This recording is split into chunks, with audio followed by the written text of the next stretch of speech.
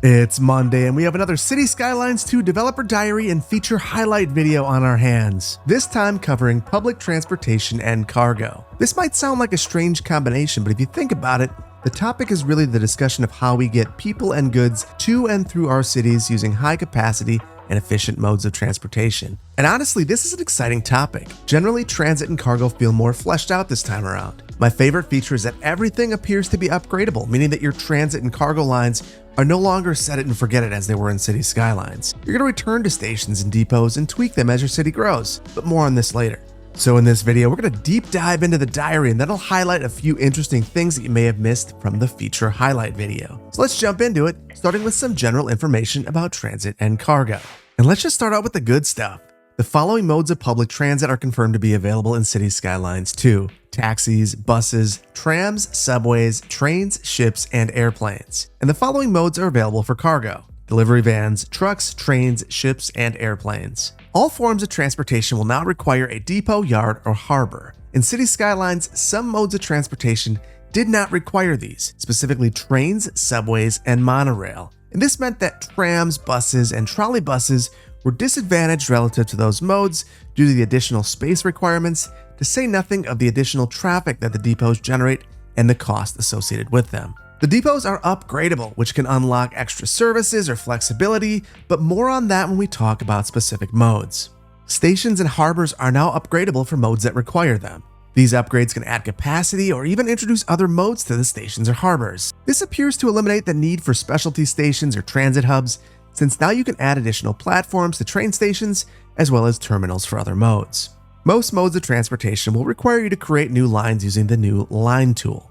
The line tool, which I think we can all agree is going to be a confusing name for us all for a while because of this line tool, will be used to establish transportation lines within your city as well as between your city and other cities for both public transportation and cargo service. This means that you will need to create intercity passenger and cargo lines for trains, ships, and airplanes. This also means that you will have some amount of control over the utilization of these modes of intercity service, which is a great addition to the game. And the unlocking mechanic for transit and cargo has been significantly modified. Only taxis and buses will unlock at population milestones, while all other modes of transit and cargo transportation will unlock using development points in a new development tree, which we are going to learn about in a future developer diary. But for all of these modes, there's a great deal of nuance. So let's take a look at each one individually, starting with our public transportation.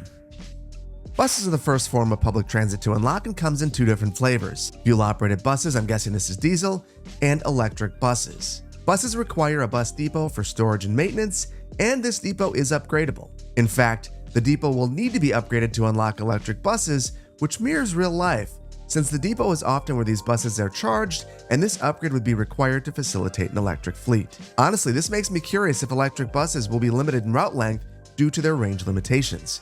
There are no clear answers for this question at this time. Intercity buses now require a bus depot and the creation of an intercity bus line. Intercity routes are now able to stop at bus stations or at one or more regular bus stops. And in my opinion, this is significantly better than random intercity buses spawning after you add an intercity bus terminal to your city, as was the case in City Skylines. But my favorite new addition to the bus mechanic is that buses can now have waypoints set that control the route a bus takes. So now you can avoid traffic or ensure that your bus is not taking a wonky route. I just love this so much. There's no more need to add silly bus stops to ensure that your bus is traveling down the correct road. Taxis are the next form of transit to unlock and use the same routing mechanic as passenger vehicles. This means that they are incredibly flexible but incredibly inefficient. Similar to buses, taxis require a depot for maintenance. And also similar to buses, this depot can be upgraded. In fact, initially, taxis will only be able to pick up passengers at a taxi stand. After you upgrade the depot with the dispatch center, that limitation is removed. Further upgrades of the depot will allow for electric taxis, which reduces the noise and pollution created by the fleet. Honestly, I'm really excited for the new taxi mechanic. It seems like there's a layer of depth to it, and it sounds way more interesting than it was in the past. I will be curious to know, though, if EV taxis will require chargers to be placed throughout your entire community. My city, Madison, had an ill-fated electric taxi service that was only viable because of the presence of multiple superchargers throughout the city. Next up are passenger trains. Passenger trains provide high-capacity public transit best suited to providing regional and intercity service. Trains can operate on dedicated tracks, as well as operate on tracks shared with cargo service. In City Skylines, trains did not require any sort of depot and spawned so long as a single station was placed on your map. In Cities Skylines 2, a rail yard is now required for train service, which is where trains are stored and maintained. The dev diary states that the rail yard provides your city with both passenger and cargo trains. And in my opinion, this is a bit vague, and I do wonder if you need 2 rail yards if you plan on having both passenger and cargo service. The available track is similar to Cities Skylines and includes one-way, double track, elevated tracks, bridges, and tunnels. And as with roads, trains can now be developed using cut and fill techniques, so retaining walls can be utilized where it's appropriate. Similar to Cities Skylines 1, trains can operate in push-pull configurations, going forwards and backwards with the same train. However, this sort of turnaround was only possible at stations previously, and in Cities Skylines 2, you can create switches, which is absolutely amazing. I think my favorite feature is that train stations are now modular, and you can add additional platforms to increase capacity and even add connections to other forms of transit. This seems to replace transit hubs, which to me is welcome news. Next are trams, which is a form of public transit that can operate either on dedicated tracks or be added to existing roads. Tram track can be added to existing roads using the Replace tool, which should make creating networks significantly easier than it was in Cities Skylines. Trams require a tram depot for fleet maintenance and storage and operate on specialized tram tracks. The advantage that trams have over buses is that they do not produce as much noise pollution and do not create air pollution due to being electrified. It's yet to be seen if tram depots can be upgraded, though I'd assume that they can be based on the other game mechanics. Further, I'm not sure if you'll need a rail yard, but I'm going to assume that you don't since depots basically operate in the same way as rail yards. The track options for trams are basically the same as trains. And probably the best new tram feature is that the functionality of trams is the same as trains as well, including the ability to operate forwards or in reverse. This means that those silly tram loops will no longer be required, which is absolutely amazing.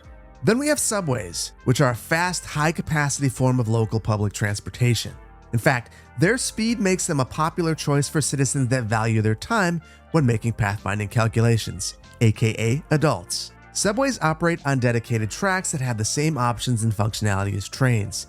That means that the tracks can be built above ground or underground, just as you could in Cities Skylines. And the subway trains can operate in forwards and reverse.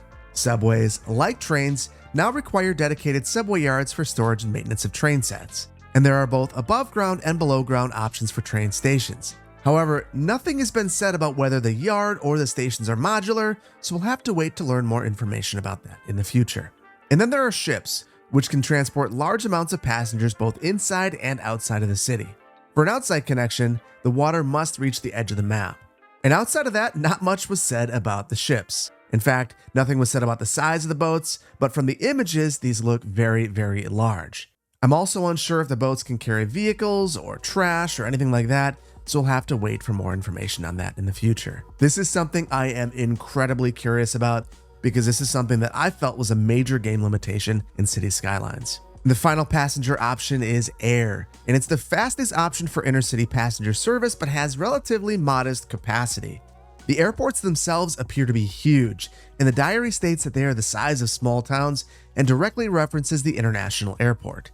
This leads me to believe that there are multiple ploppable airports, similar to Cities Skylines before the airports DLC was released. For airports to function, new routes must be created using the line tool. Each of these routes will generate significant traffic, so it seems as though there will need to be a balance between the available service at the airport and the capacity of the roadways serving the airport. An interesting new feature is that airports now limit the height of buildings in the landing and takeoff zones. This is very similar to how airports work in real life. In fact, in my community, there is this map which shows the parcels directly impacted by height restrictions and a 3-mile radius in which special construction permits are needed since cranes could potentially impact the aircraft. And now that we've gone over all of our passenger options, let's move on to cargo. The most basic form of cargo transportation in Cities Skylines 2 are trucks and vans, which can operate for both local and intercity trips. Though they are flexible, they are subject to and impact the traffic flow of your city. That said, until other modes of transportation are constructed, trucks and vans will be responsible for all cargo transport to your city. Once other modes are built, trucks and vans can act as first and last mile connectors from distribution centers. Interestingly, specific distribution hubs were not discussed. However, we did learn that cargo train stations and cargo harbors can act as distribution hubs if they are not connected to networks or if intercity lines are not established using the line tool. I am curious if we'll be able to remove the train track, for instance, from the cargo train station so that we could make it a dedicated distribution center. We'll have to learn more about that in the future. Next to unlock are cargo trains. Cargo trains require train yards, cargo stations, and lines to be established using the line tool to become operational. So this is not an insignificant amount of planning and investment into your city. One thing to keep in mind is that, as was mentioned in the traffic AI video, companies will search for the cheapest transportation option when shipping goods. Cargo trains are significantly cheaper than trucks, and as a result will attract a significant amount of traffic to them. This sounds like it'll be an interesting challenge when it comes to traffic flow around these stations. Next, we have cargo ships, which operate out of cargo harbors. Cargo ships are able to carry up to 1,000 tons of cargo, which appears to be the most out of any mode in the game. However, there are no official capacity numbers for any other mode. The transportation mode itself is slow, however, it's not subject to the whims of traffic, which can be the case with both trains and trucks. Because of the amount of cargo a ship can carry, the cargo harbor can generate significant amounts of traffic. To mitigate this, the cargo harbor can be upgraded to have a railway connection. Further, the cost of shipping using this mode has not been confirmed, though I would assume it would be less than trains, as is the case in real life. If true, this might mean that these cargo harbors draw more traffic than cargo train stations. And then we have our last option for cargo transportation, cargo air. Cargo air is the fastest option for shipping cargo, but it only carries a modest amount of cargo relative to other modes. Passenger airports can be upgraded to have air cargo, which is how the mode is added to the game. And now that we've gone over all of our modes of transportation, let's check out some of the new info views. City Skylines 2 introduces a new transportation view, which shows information about both your public transportation and cargo traffic, including the number of lines for each. For public transit, ridership is broken down by both tourist and resident traffic, similar to City Skylines. For cargo, tonnage shipped by mode is available. I was initially surprised to see these tools combined. However, considering that some of these modes overlap, there is value in seeing all this information within the same info view. Drilling into the menu, the line information for public transport is very similar to City Skylines. You can customize a route name and view information about its length, the number of stops, the number of vehicles, passengers, and utilization. Adjusting specific lines is where things really gets interesting in my opinion. You're now able to adjust the ticket price by line and assign specific numbers of vehicles to lines based on the utilization of that line. This is a huge improvement to the way that the information was conveyed in City Skylines 1. And I really appreciate that the price of the line will impact pathfinding, since cost is something citizens weigh when choosing a route. This means that, for instance, a fare-free university route would be a huge draw of college students, since younger people weigh cost above all else. One thing I am curious about, though, is overall route cost. It doesn't appear that this information is available, and I hope that there's some place that we can view it, since usually it's a significant constraint when building public transit. All of that said, the info views are a huge improvement over City Skylines, and I can't wait to check it out. Now that we've gone through the developer diary, let's take a look at some stills from the feature video. I want to start out here by taking a look at this image, where we can see that there is a train coming out of a tunnel, and the tunnel appears to be rendered inside of it. Now, there's no reason to show that level of detail unless you can actually go inside of the tunnel. So I'm hoping that this means that we are going to actually be able to ride inside of vehicles or walk as pedestrians, kind of like was available in City Skylines on the console. Next, I wanted to take a moment to admire this shot. This looks absolutely stunning. I love the lighting effects in this game. I know that I've seen some people who are a little bit less sure about it, but I think it looks amazing. I also love that we can see some of the signature buildings, or at least what I assume are signature buildings. That building in the middle, for instance, reminds me a lot of the cash register building in Denver. And having a building with that unique shape can really give your skyline some flair and can make it feel different than every other city that you've built. We also get a view of one of our container ships, and honestly, they're very detailed and look great. It's also interesting that it's empty right now. I'm wondering if this means that this is a vessel that is coming to the city empty to get loaded up with goods and shipped out. Here we get our first view at an airport, and I've got to say, it looks really good. Obviously, there are some limitations because this is a plot building. The runway, for instance, is not very long, but I think that's kind of to be expected. I would not be shocked if there was another airports DLC in the future, but it seems like this airport might be good enough for people who aren't interested in taking on that level of detail. This looks like it is some sort of a rail connection in here. And then we've got some storage, maybe an air traffic controller. It also seems like there might be some of the same airport issues that we had before. If you look right here, we've got an airplane taking off, and there's another one right behind it on the runway. And if we move this along, we can actually see that the airplane is moving. So it is waiting, but it is still moving while this one is taking off. I want to take a moment to pause on this image. A couple of interesting things here. First of all, in the center, we're seeing that unique building or signature building that I referenced just a minute ago. We're also seeing this circular building, which looks a lot like the Capitol Records building in Los Angeles. And I'm guessing that that is another one of these signature buildings. So I love to see these because they really make the skyline feel unique. The other thing that I think is really interesting is if you look at the bottom of this image, we see that the water is coming right up to some of these roads. That is awesome. That means that we can actually have appropriate water levels, and it likely means that the way that the water mechanic works in this game is different than City Skylines 1. We'll have to wait to learn more about that in the future though. I'm going to play the video for just a moment because the phrasing of what is said here makes me very curious about what they actually mean. You build a city from scratch in City Skylines 2. No public transport, no tracks, no runways. And this makes me wonder if you actually begin a map without any rail connections and then you have the ability to add them as you see fit. That seems to be what it's insinuating, but it's not made clear in the developer diary, so we'll have to wait on that in the future. Here's another downtown shot. I think it's actually the inverse of where we just were, but we get to see one of these passenger harbors. And there's something that I find really interesting. You can see that the bridge on the right is significantly taller than the bridge on the left. And that makes me wonder if that's an actual in-game mechanic or if it's just kind of a happy accident. We'll have to learn more about that in the future, but it doesn't look like that ship could actually fit underneath the bridge at the left. So I'm hoping that the ship would just turn around if that were the case and go underneath the other bridge. There's a couple of things to point out in this shot. We're seeing a tram come right down the center of this bridge. We've got a bus going up the side, and then we see our passenger harbor again, and it looks like the boat actually is turning around. So maybe it is factoring in the height of this bridge. Maybe it's just the route. That's actually what happens. We'll have to wait and see. Then I want to stop here for a moment. They're trying to highlight the taxi, but what I'm noticing is the electrical substation. So clearly at this point, I think it's confirmed that this is an important mechanic in the game. Not sure how it's going to work, but I'm really looking forward to finding out how. And then we get this image here, which I think is really interesting. There's a lot going on here, but I want to break it down a bit. First of all, they're plopping down a bus depot, but I think that if we look here, we can see that there's also a bus station, a couple of different types of shelters, dedicated bus roads, both bidirectional and one directional. Then you can also look here and it looks like a bus route. You can create a route using this button. Then we have our taxi depot and maybe some taxi stands. Not quite sure what we're looking at. These look very similar to me. Maybe it's two different sizes of vehicles. We'll have to wait and see if there's more information on that in the future. We're also getting our first look at the transportation info view, and you can see that it's showing everything in passengers per month, and I absolutely love to see that.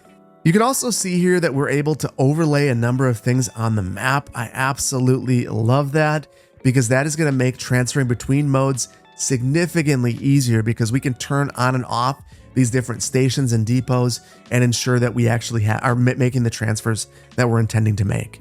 And then here we are in that same menu, plopping down a taxi depot. A little curious that these are in the same menu. I'm not exactly sure why. There must be a reason though, and I'm curious to figure out what that is. Now this image is fascinating to me because what we're seeing are three sets of bus shelters side by side. Now, there was this flow chart in the developer diary that I didn't really understand the first time I read it, and it shows that the transportation gameplay basics are you place your depot, you add your stops and stations, then you add your tracks and roads and your lines. And that makes sense to me for rail, but I didn't understand how that would work with buses, and it seems like you are actually placing your bus stops before you create your lines. This is interesting, because this almost feels like a bit of a chore, if I'm being honest with you. But it's going to be interesting to see how this actually works out. That is the case. Bus routes get moved and stops get left behind. So maybe that's a mechanic. Maybe you are able to upgrade individual shelters to provide more amenities. Very interested in learning more about this. It also seems like we might be able to have multiple routes meeting up in quick succession and not blocking each other. There's lots of potential here, but I have lots of questions as well. And here we are with another overview of the city and a couple of interesting things to point out here. We've got a cargo harbor here and it is massive.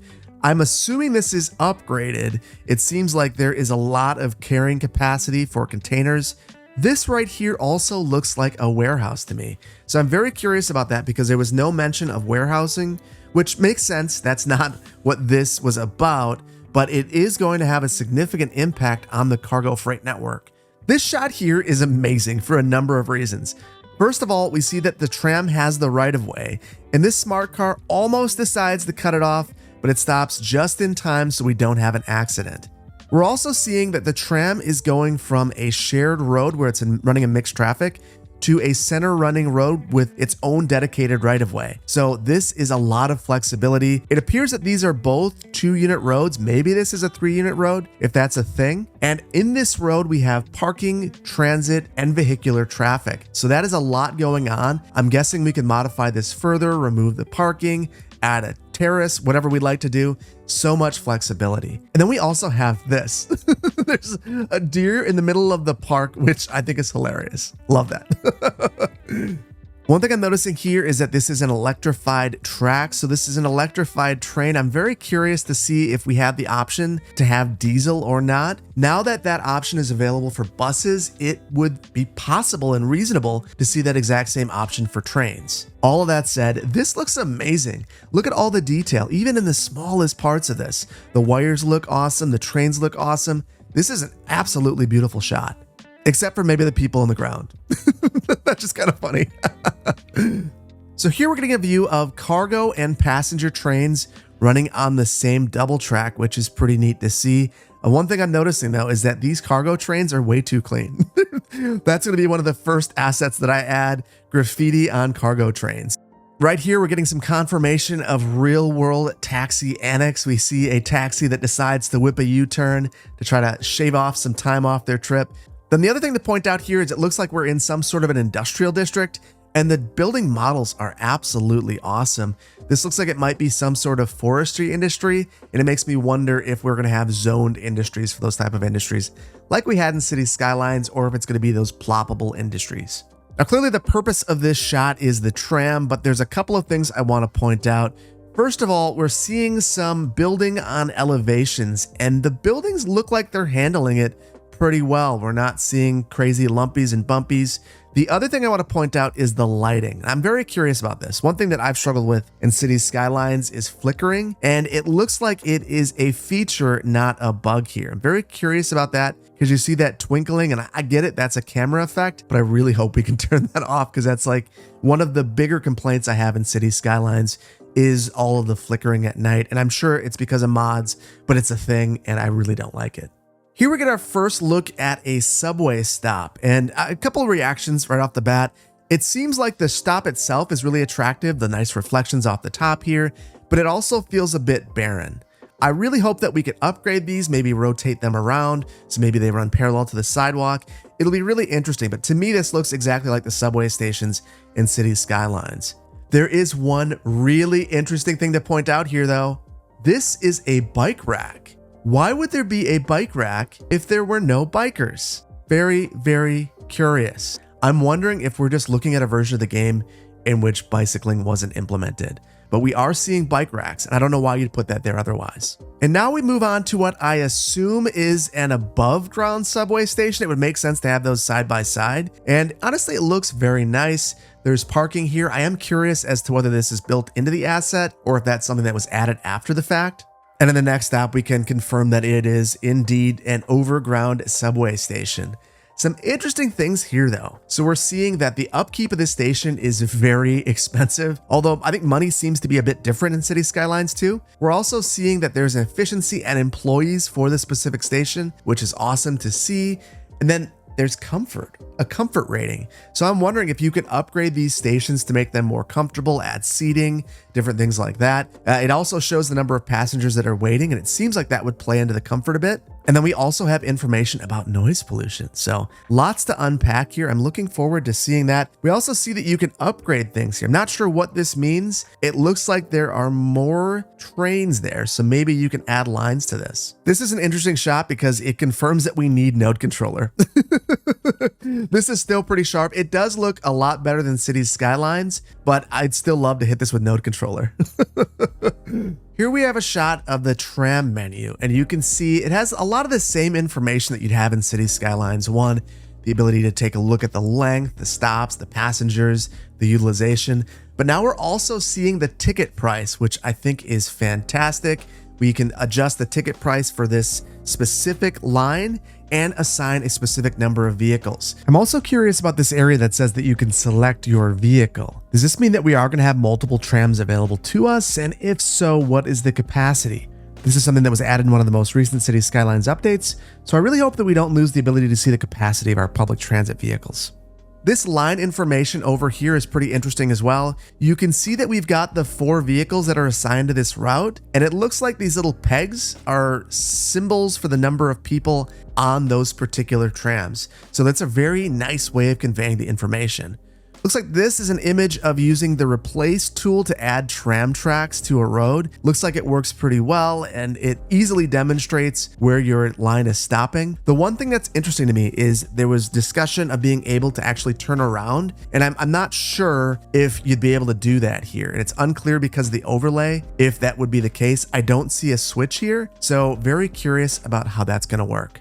My sneaking suspicion is that for trams, you will be required to turn around at a station, which is completely fine in my opinion. Another thing to point out is that we're seeing a little zone district of office, and this is massive. There also is a couple buildings here that are interesting to me. This looks like this might be like a city hall. Maybe this is a library. Is this an apartment? I'm not quite sure, but we've got an interesting zoning category here. It's gray, which is probably a plot building, but I'm not 100% sure just yet. We'll find out next week. So here I think we're supposed to take a look at the tram being upgraded, but I'm more interested in this. We're going from an 8-lane road to a 6-lane road with a tram track, and as a result, we're seeing this center lane become a U-turn lane, which I think is absolutely fascinating. There could be value in actually upgrading to allow U-turns in your cities where it makes sense. And this is an absolutely beautiful shot of 2 tracks coming together, and you can just see how natural it looks. The switches look wonderful. Absolutely love this shot. And then we get this shot, which appears to be placing down a train yard. Couple of interesting things to me. Clearly, the train yard was deleted and they're replacing it back in the same location, but some things are overlapping and it's still going to allow the placement of the train yard. So it is responding to what the user is doing and making adjustments to the game without making you make all of those fine decisions. So I really appreciate that. The other thing that we see here is we have the ability to create what appears to be a passenger route and maybe the cargo route. So it's in the same menu perhaps. And then I believe this is our passenger and our cargo station. So this is all combined. The other thing I'm noticing is that this train yard is massive. I'm going to estimate that this is 20 units across. So you're going to really have to figure out where these belong in your city because they're going to be significant barriers. But I love that the scaling of it seems to be appropriate. And then here we're seeing our cargo terminal get placed, and it is also huge. I don't think it's quite as wide, but this is upgradable, so perhaps it gets wider. Now here's a close-up of a passenger ship, and I'm going to be honest, this leads me to believe that you cannot drive vehicles onto one of these. Also very large. It kind of looks like a cruise ship. So I know that you can use it within your city, but I'm really curious as to whether there are different sizes because this is very, very, very large. So here we see 2 container ships passing each other, like 2 ships passing in the night. They look to me a little different, and I can't tell if it's my eyes playing tricks on me, but I'm wondering if we have different size container vehicles. I'm thinking that these are the same size, but I am very curious as to whether we have more than one size or not. And here's an interesting shot. I believe this is of ships connecting to the outside world. You can't really see the edge of the map, which is absolutely awesome. And again, I'm really curious, is this an optical illusion or are these different sizes? We'll have to see. And I believe that this is an image of an expanded cargo harbor. So you can see that there is a ton of room for storage here. And it appears that there's a warehouse in the back. Not sure if that's a part of this asset or not. And now we're coming to a series of shots of the airport. And I just want to point out a couple of things. First of all, we do have this facility right here. I believe this is a cargo train terminal. Not 100% sure, but we do see some containers here, so that would make sense. We have air traffic control right here. Maybe this is a subway station. Not 100% sure what this is, but actually, that is the subway station. So I'm not sure what this is. Maybe a bus terminal. And then we have our airport, which, though it's a small airport, is really well detailed. Looks like we've got 6 terminals here. So really love the way that this looks. It's also got some built-in parking. Maybe that's for staff. Then we get another view of our airport. And one thing I noticed right away is that there is a helicopter spot right here. So not much has been said about helicopters. I don't think anything has been said about them, but I'm not sure why you put this in here unless helicopters are in the game.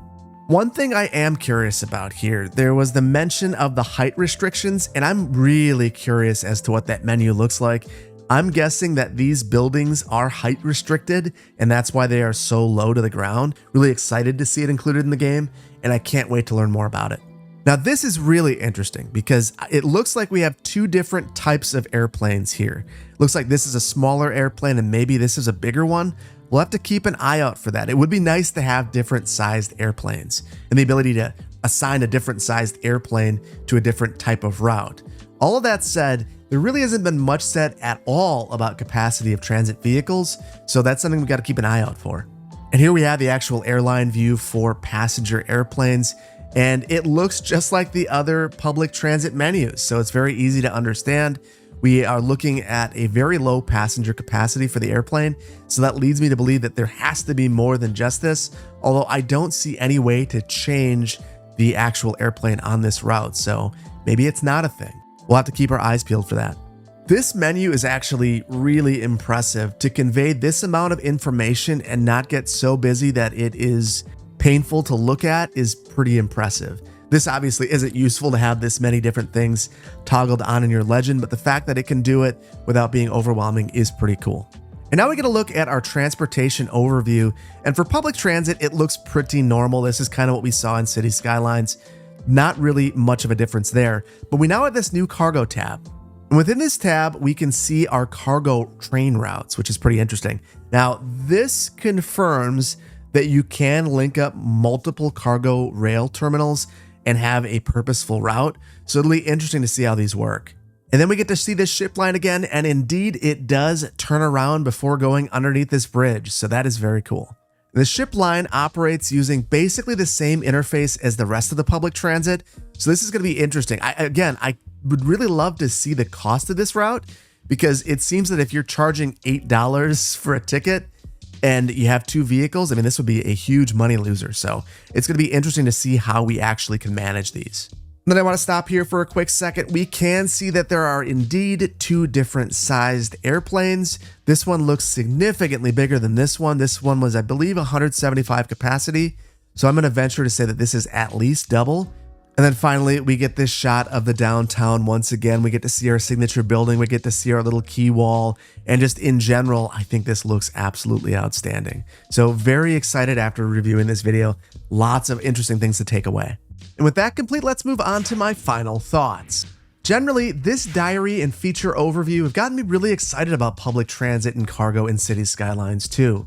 It seems like the mechanic is really well thought out, and there's going to be a lot more replayability than there was in City Skylines 1. All of that said, there's been nothing mentioned about the capacity variations for any of the modes, so I hope that we have some of those there, because it really changed the way public transit operated in City Skylines 1 and added a lot of depth. This is kind of a random thought, but as I was going through, I couldn't help but wonder if we can upgrade between the different types of tracks. I'd love to be able to upgrade a cargo rail track into a light rail track, really hoping that that is something that we're able to do. And if I got real wild, I'd love to be able to upgrade those to a path. That's something that we see all the time with rail to trail conversions. That said, I'm guessing that's pretty unlikely, but I am curious to know if that is possible. Speaking of unlikely, there was no discussion of the speed of any of the modes or if the speeds on specific segments of track are adjustable. Very interested in knowing that, but I'm guessing now that we know that the speed limits of roads can't be changed, you can't change it on transit either. Now, earlier in the video, I mentioned monorail and trolley buses, and it appears that those are not in the game. And honestly, I'm completely okay with that. And I assume that those will all be added in the future as part of a DLC. Monorail, for instance, I think would be a great addition to a tourism DLC or a theme pack DLC in the future. And then just a few thoughts about cargo. First of all, there's a lot made about these ships having a huge capacity of 1,000 tons of cargo. And when I read that, it seemed really small to me, so I wanted to do a bit of research. And 1,000 tons is the equivalent of 500 cars being carried on the ship, or 25 maxed out semi-trailers. So it's actually not very much cargo. All of that said, that just means that the numbers aren't realistic, but honestly, I don't care so long as the numbers scale appropriately, so it'll be really interesting to see if they do. And then finally, we know that the cargo station and the cargo harbor have warehouse-like functionality and can act as distribution centers. And it looks like when we were looking at some of the video that there were warehouses potentially in the game, but there was no specific mention of warehouses. So I want to know more about that. I'm not sure if we're going to need to spam cargo stations to act as warehouses or if we'll actually be able to place those. So really hoping we learn about that in a future video. But all in all this info made me more excited about the game. It feels like they put a lot of care and attention into this game mechanic, and I can't wait to try it out. And I really hope that you've enjoyed this video. If you did, please consider hitting the like button. If you're not subscribed to the channel, please consider doing so, especially if you like these, because every single Monday we'll be releasing these sorts of videos up until Cities Skylines 2 is released. So once again, thank you so much for joining me today. I can't wait to see you in the next one. Take care. Bye-bye.